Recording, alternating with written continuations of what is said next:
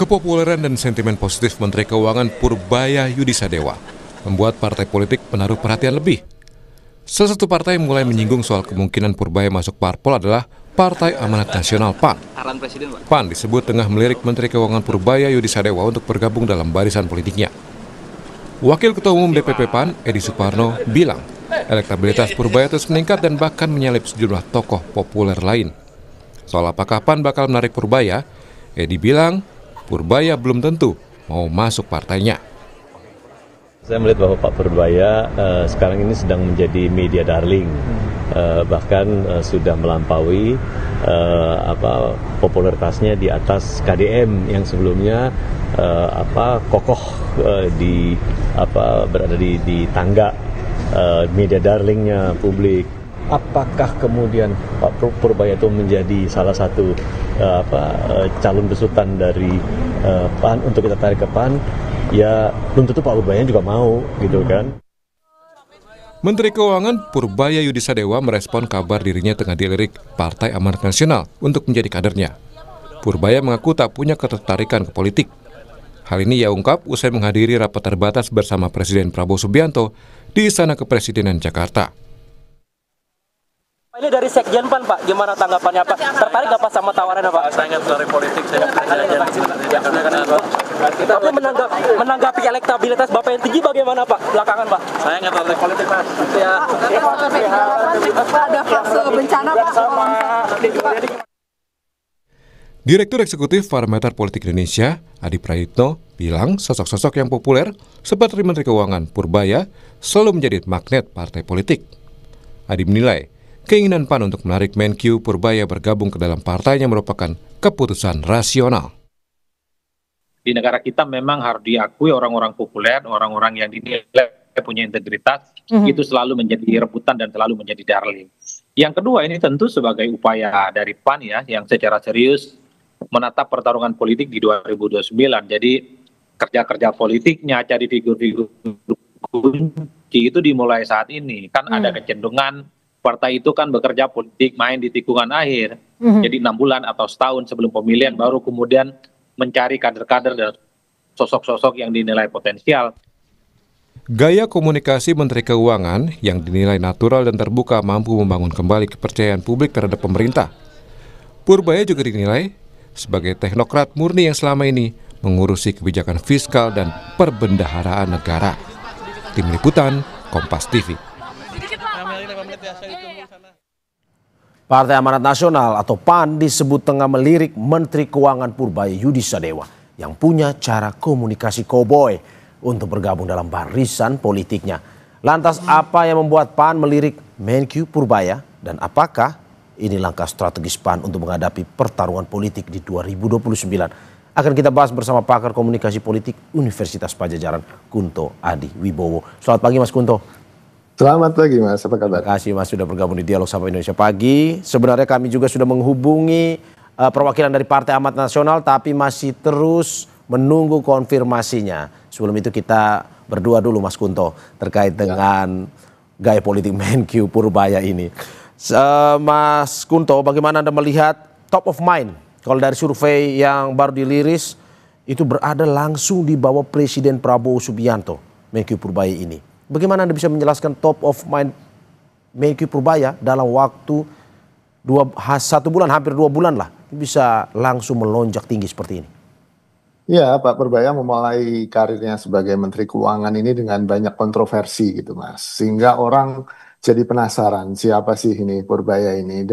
Tapi menariknya kontroversi-kontroversi itu sesuatu yang mengejutkan itu bisa kemudian di-framing secara positif oleh Pak Purbaya dan timnya gitu. Sehingga akhirnya kesukaan publik dan tadi popularitas itu juga naik gitu. Sehingga kita bisa lihat di survei kenapa akhirnya Pak Purbaya bisa menduduki atau paling tidak memperoleh popularitas yang cukup tinggi dari hasil-hasil survei. Yang kedua, kalau menurut saya ini juga tidak lepas dari kesempatan yang diberikan oleh Pak Prabowo kepada Pak Purbaya. Saya ingat waktu 1 tahun peringatan 1 tahun kepemimpinannya Pak Prabowo pidato dan menganalogikan kabinetnya atau timnya itu seperti tim sepak bola gitu kan. Jadi ada yang dipasang sebagai striker, gelandang, back, dan bahkan ada pemain cadangan. Nah, sekarang Pak Purbaya mungkin dipasang sebagai striker oleh Pak Prabowo sehingga dia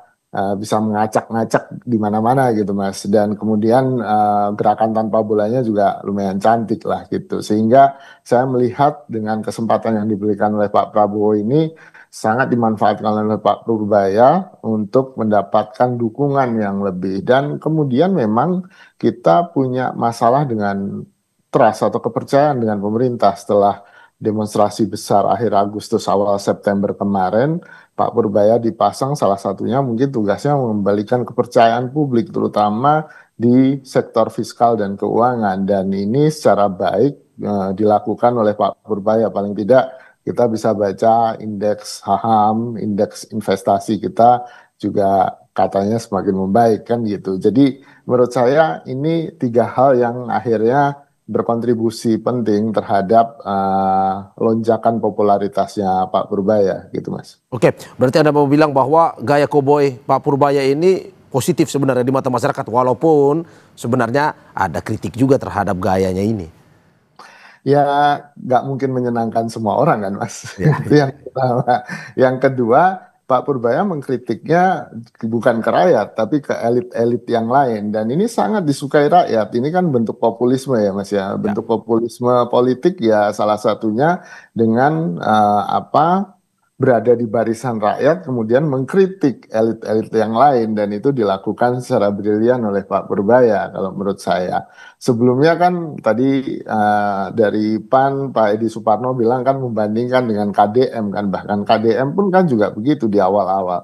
Dia juga mengkritik elit-elit, bahkan berhadap-hadapan dengan DPRD Jawa Barat gitu kan, untuk kemudian mendapatkan simpati dari warga. Tapi menurut saya yang dilakukan Pak Purbaya mungkin lebih otentik gitu kan, lebih terasa ya, mungkin karena baru 1 bulanan lebih dikit gitu ya Mas ya. Ini kita harus uji lagi konsistensinya, apakah benar tetap konsisten seperti ini Purbaya, atau tadi Pak Prabowo tiba-tiba menggantinya dengan pemain cadangan yang lain atau mengubah komposisi tim sepak bolanya, Purbaya jadi back atau Purbaya jadi gelandang. Ini yang kemudian kita harus cermati lagi ke depan. Oke, menarik soal konsistensi ini, tapi akan kita bahas sebentar berikutnya. Ini terkait dengan partai politik nih Mas Kunto, bahwa dari hasil survei ini membuat partai politik melirik, salah satunya adalah PAN. Menurut Anda PAN ini paling gerak cepat untuk bisa mencoba mendekati Purbaya atau bagaimana? Atau mungkin sebenarnya gaya Menkyu Purbaya ini cocok untuk semua partai? Ya, kalau menurut saya jawab yang kedua dulu Mas. Gayanya Purbaya ini memang cocok untuk semua partai karena dia jadi magnet bagi publik gitu kan. Opini publiknya selalu positif dari apa yang dia lakukan, padahal mengejutkan, padahal kontroversial kan gitu. Tapi pada akhirnya berbuah positif. Nah, ini yang kemudian tentu jadi magnet bagi partai-partai, dan menurut saya karena partai kita juga secara ideologi udah nggak ada yang jelas gitu kan, semuanya ke tengah, jadi akhirnya ya untuk semua partai Purbaya ini memang masuk-masuk aja, cocok-cocok aja kalau menurut saya gitu kan. Nah, PAN memang mengambil inisiatif duluan gitu kan, karena PAN merasa dia butuh tokoh yang besar selain Zulhas mungkin gitu. Lalu kemudian dia pengen punya wakil presiden tentu saja yang mendampingi Prabowo mungkin di periode kedua, dan mereka juga berharap akhirnya akan menaikkan elektabilitas atau kursi mereka di DPR. Nah, tentu saja ini kan jadi taktik atau strategi politik yang dianggap PAN jadi penting gitu ya Mas ya. Ini kita bisa bilang apakah memang partai termasuk PAN juga krisis figur kan Pak Mas Kunto?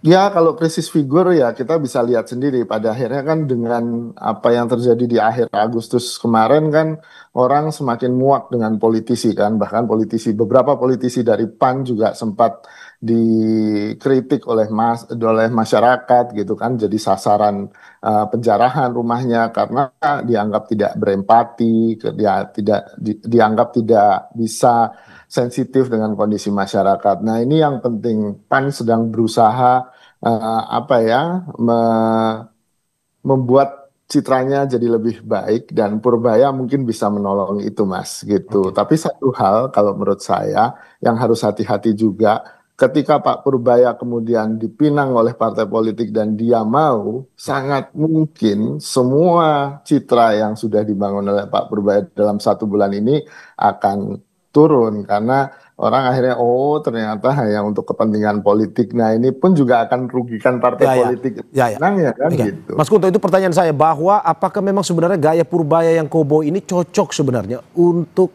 masuk menjadi atau masuk ke dalam partai politik atau menjadi politisi? Ya, tentu saja di kultur atau budaya politik di partai politik di Indonesia hari ini sangat susah ya Mas ya. Budaya partai politik di Indonesia hari ini mau tidak mau harus diakui sangat bergantung atau nilai yang paling besar adalah loyalitas gitu.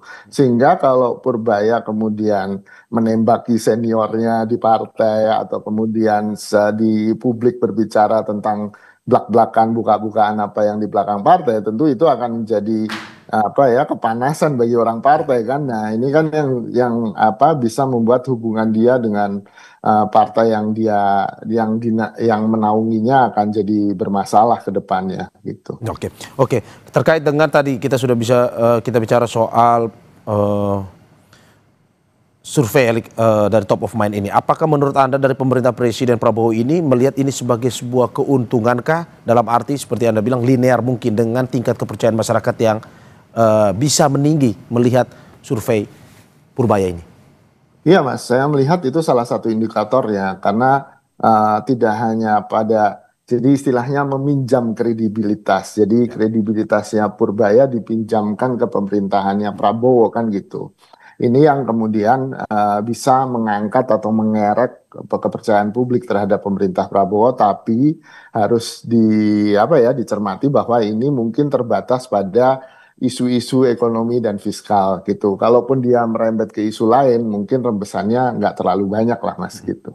Tapi apakah memang sebenarnya banyak pertanyaan mungkin mengganggu Presiden Prabowo jika semakin meninggi?